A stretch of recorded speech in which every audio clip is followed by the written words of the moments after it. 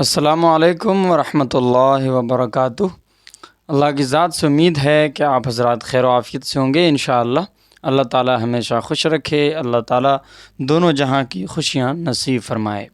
بہتر سے بہتر تلاش کر، بہتر سے بہتر تلاش کر، مل جائے دریا تو سمندر تلاش کر۔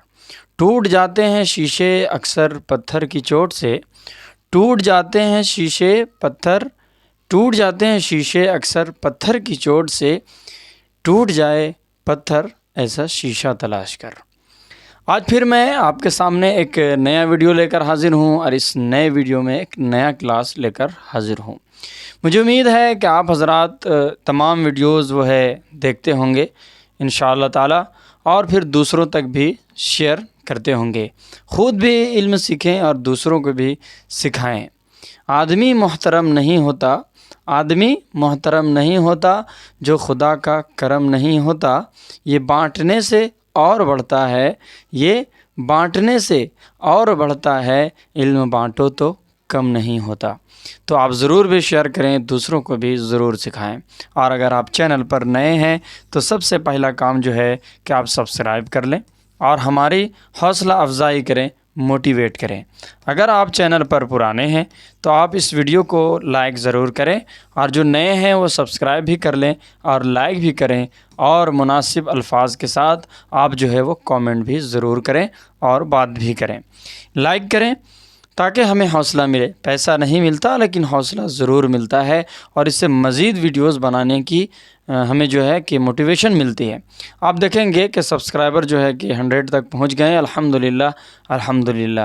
آپ کا بہت شکریہ ہمیں حوصلہ دینے کے لیے، ہمیں موٹیویٹ کرنے کے لیے، اور آپ کا یہی موٹیویشن، آپ کا جو ہے یہی حوصلہ افزائی کرنا ہمیں یہاں تک پہنچایا ہے، اور مزید جو ہے وہ خواہش پیدا ہوتی ہے کہ میں ویڈیو بناؤں۔ وقت نہ ملنے کے بعد بھی پھر میں وقت نکال کر ضرور ویڈیو بناتا ہوں اور ویڈیو ضرور ڈالتا ہوں۔ اس لیے اگر آپ چینل پر نئے آتے ہیں، ویڈیو اگر اچھا لگتا ہے، آپ کو لگتا ہے کہ ایسے ویڈیوز کی ہمیں ضرورت ہے، تو آپ ضرور سبسکرائب کریں، آپ چاہے جہاں سے بھی ہوں۔ ٹھیک ہے، تو چلیے، بات تھوڑی لمبی ہو گئی، تمہیدی گفتگو زیادہ لمبی ہو گئی، اب چلیے آگے چلتے ہیں ہم لوگ۔ میں نے آپ کو پڑھایا پہلے صنعت، کیا پڑھایا؟ اگر لکھنے میں مسٹیک ہو جائے تو اسے معذرت ہے نا، کہیں نقطہ چھوٹ جاتا ہے۔ اصل میں یہ لائٹ مارتا ہے نا اوپر سے تو چمک جاتا ہے، یہاں پر دکھتا نہیں ہے، تو کبھی کبھی چھوٹ بھی جاتا ہے۔ کبھی کبھی سلاست کے ساتھ بولنے سے بھی جو بول رہے ہیں لیکن جو ہے کہ الفاظ ہو جاتے ہیں، کبھی نقطہ چھوٹ جاتا ہے، کبھی سرسہ چھوٹ جاتا ہے، تو یہ اس پر تھوڑا سا آپ اگنور کریں گے، اور آپ سے معذرت ہے اگر ایسی غلطی ہو جائے، ٹھیک ہے، درگزر کریں گے۔ یہ دیکھیں صنعت، میں نے آپ کو صنعت کا لغوی میننگ بھی بتایا، لغوی معنی بھی بتایا کہ لغوی معنی اس کا کیا ہے؟ کاریگری۔ لغوی معنی کیا ہے اس کا؟ کاریگری۔ اور اصطلاحی معنی میں نے آپ کو بتایا کہ شاعر جب کلام میں ایسے الفاظ لائے، اور کلام بھی کسے کہتے ہیں وہ بھی میں نے آپ کو بتایا۔ تو صنعت اصطلاحی معنی میں، یہ تو لغوی معنی ہوا، یہ لغوی معنی ہوا، اور اصطلاحی معنی کہیں گے کہ شاعر جب کلام میں ایسے الفاظ لائے جس سے کلام کو سجائے، کلام کو جو ہے کہ خوبصورتی پیدا کرنے میں وہ الفاظ کا استعمال کرے۔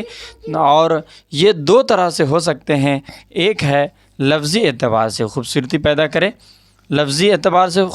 پیدا کرے، دوسرا جو ہے وہ معنوی اعتبار سے خوبصورتی پیدا کرے۔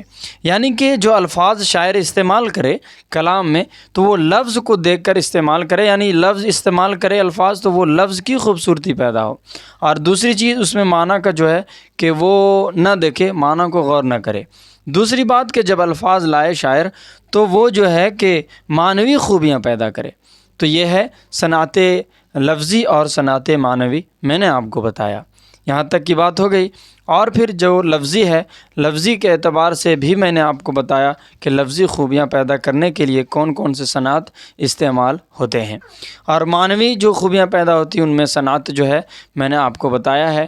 جیسے کہ اس سے پہلے میں نے آپ کو بتایا تجاہل عارفانہ، صنعت ایہام ہے نا، صنعت ایہام جو مبہم پیدا کرے، یعنی بات ایسی کی جائے جسے شک و شبہ پیدا ہو جائے، اور ذو معنی ہو، شاعر کا مراد دوسرا معنی یعنی بعید معنی ہو۔ تجاہل عارفانہ میں شاعر جان بوجھ کر ایسی بات کلام میں ایسی بات کا ذکر کرتا ہے جس سے جو ہے نا کہ مطلب لا علمی کا اظہار کرتا ہے، یعنی اسے پتہ نہیں، حالانکہ اسے پتہ ہوتا ہے۔ یعنی جان بوجھ کر جب کسی بات پر انجانا جو ہے مطلب کیا لا علمی ظاہر کیا جائے تو اسے ہم کہیں گے تجاہل عارفانہ۔ آج جو ویڈیو میں بات کریں گے لف و نشر۔ اصل میں یہ ویڈیو میں نے آپ کو جو ہے کہ لائیو پہ دیا تھا، لیکن میں نے پھر بعد میں اسے دیکھا تو اس میں بلر ہو گیا، اور نیٹ ایشوز کے وجہ سے جو ہے کہ وہ صاف ویڈیو نہیں بن پایا، تو لگتا ہے کہ لوگ اسے پسند نہیں کیے اور دیکھے بھی نہیں۔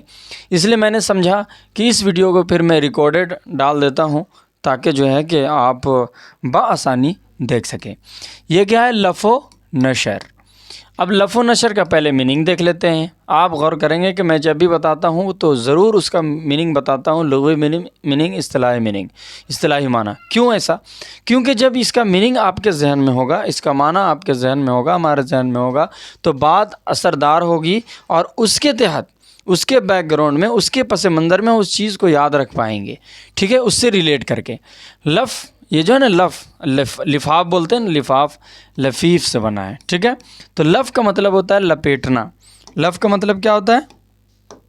لف کا مطلب ہوتا ہے لپیٹنا۔ کیا ہوتا ہے؟ لپیٹنا۔ اچھا، نشر کا مطلب ہوا پھیلانا۔ کیا ہوا؟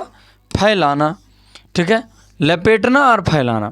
اب آپ دیکھیں گے کہ جب لف و نشر، جب ہم شعری اصطلاح میں اس کو یوز کرتے ہیں تو کچھ جو ہے اسی سے ریلیٹ کرتے ہوئے اس کو بنایا گیا ہے، اور اس طرح کے صنعت کا استعمال ہوتا ہے۔ کچھ اس سے تھوڑا سا لیکن ملتا جلتا ہے، ہٹتا ہے لیکن اس سے ملتا جلتا ہوتا ہے۔ آپ کیسے کہیں گے؟ کیسے؟ یہ دیکھیں، اس میں کہا جاتا ہے، اس کی تعریف یوں کر لیں کہ شاعر کلام میں ایسے الفاظ لائیں جو مجموعی طور پر ذکر ہو جائے، ٹھیک ہے، مجموعی طور پر ذکر ہو جائے۔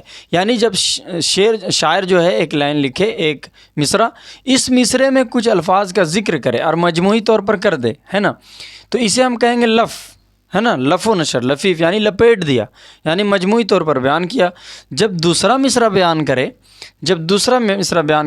تو اسی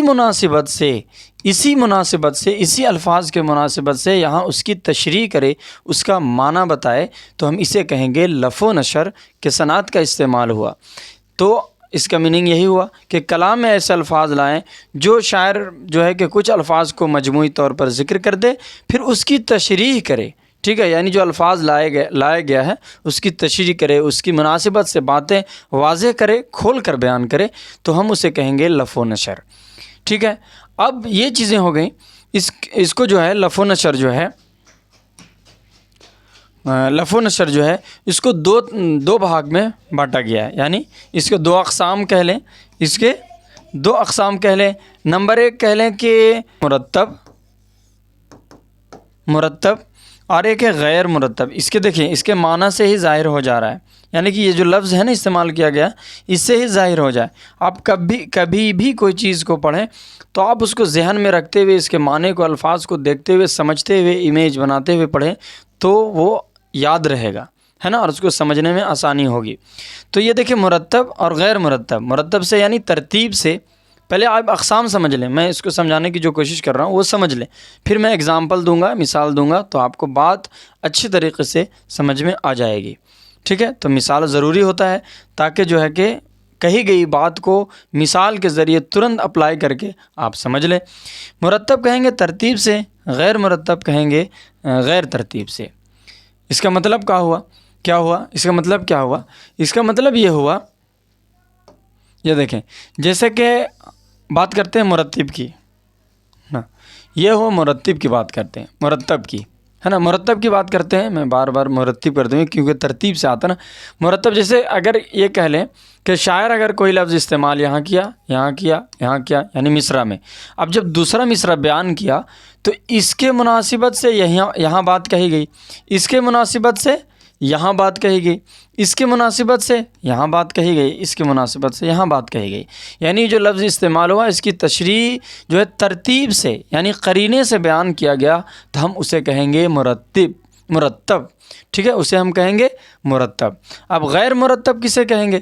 غیر مرتب ٹھیک اس کا جو ہے کہ آپ کہہ لیں گے الٹا ہو جائے گا، ٹھیک ہے، یعنی یہ قرینہ باقی نہیں رہے گا، یہ سمجھ لیں، یعنی اس قرینے کو ہم استعمال، یعنی قرینے کا استعمال نہیں ہوگا، کہ یعنی کہ یہ جو لفظ استعمال ہوا نا تو اس کا جسٹ یہاں تشریح نہیں کی جائے گی، بلکہ ہو سکتا ہے یہاں کی جائے، اس کی یہاں کی جائے، ٹھیک ہے، اس طرح سے یہ لفظ استعمال ہوا تو ہو سکتا ہے یہیں بیان کیا جائے، یہ استعمال ہوا تو اس کا یہاں بیان کیا جائے، تو اس طرح ہو سکتا ہے، ٹھیک ہے، یہ ہوا۔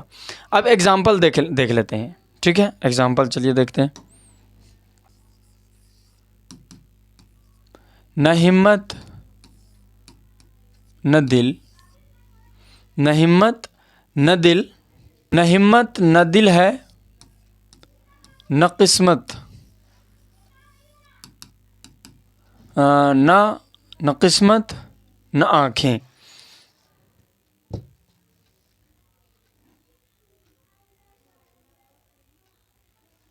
نہ قسمت نہ آنکھیں،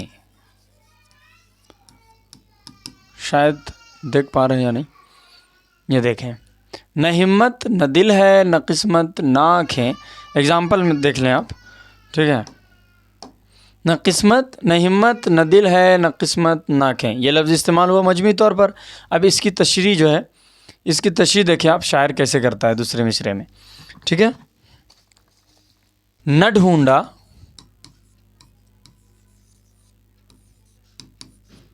نہ پایا، نہ ڈھونڈا نہ سمجھا نہ پایا، نہ پایا نہ دیکھا،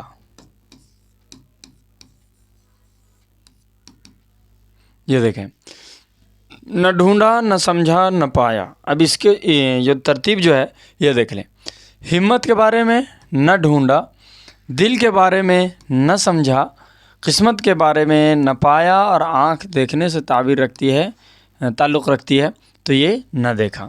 تو اسے ہم کیا کہیں گے؟ اسے ہم کہیں گے مرتب۔ کیا کہیں گے؟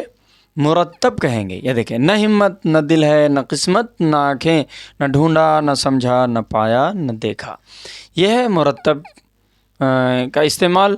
اور پھر جب یہ چیز نہ ہو، جب یہ چیز شعر میں نہ دیکھا جائے، مصرع میں نہ دیکھا جائے، تو ہم کہیں گے وہاں غیر مرتب ہے۔ جو ترتیب والا آپ دیکھ لیں گے، قرینے سے استعمال کیا گیا، تو آپ سمجھ جائیں گے کہ یہ مرتب ہے، اور اگر ایسا نہ ہو تو ہم کہیں گے کہ غیر مرتب ہے، ٹھیک ہے۔ باقی ایک چیز اور ہے، وہ کنفیوز کرنے کے لیے میں نہیں دیتا، بس یہ دو چیز سمجھ لیں، ٹھیک ہے۔ باقی بات پھر میں اگلے ویڈیو میں ملتا ہوں انشاءاللہ تعالی۔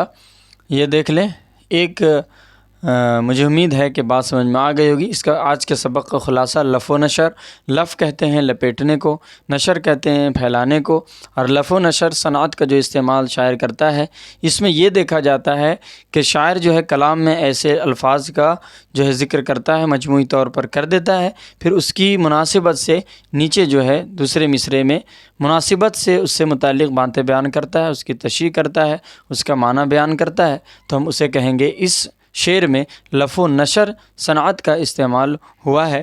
مرتب ہوا یا غیر مرتب، اسے ہم کہیں گے جب وہ ترتیب سے، قرینے سے اس سے متعلق بات کہی جائے تو اسے کہیں گے مرتب، اور یہ چیز پائی نہ جائے تو ہم کہیں گے اسے غیر مرتب۔ پھر ملیں گے اگلے ویڈیو میں انشاءاللہ تعالی۔ آج کے لیے اجازت دیجیے۔ السلام علیکم ورحمۃ اللہ وبرکاتہ۔